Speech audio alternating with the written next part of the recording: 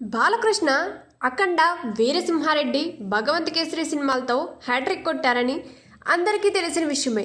ఇక ఈ ఏడాది పలువురు హీరోలు రెండేసి సినిమాలతో ప్రేక్షకులను పలకరించారు.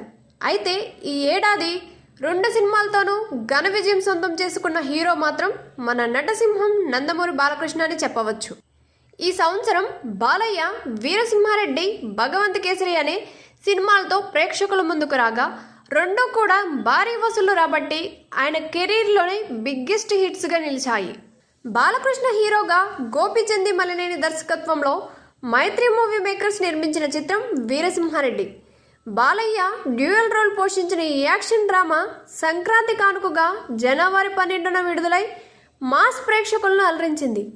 ముఖ్యంగా వీరసింహారెడ్డిగా బాలయ్య స్క్రీన్ ప్రెజెన్స్కి, డైలాగ్ డెలివరీకి ఫ్యాన్స్ ఫిదా అయ్యారు.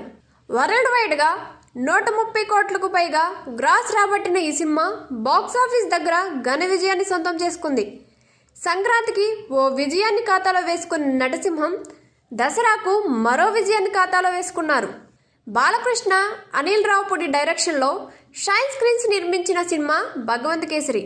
బాలయ్యతో పాటు శ్రీలీల, కాజల్ అగర్వాల్, అర్జున్ రాంపాల్ ప్రధాన పాత్రలు పోషించిన ఈ చిత్రం దసరా కానుకగా అక్టోబర్ 19న విడుదలై అన్ని వర్గాల ప్రేక్షకులను మెప్పించింది.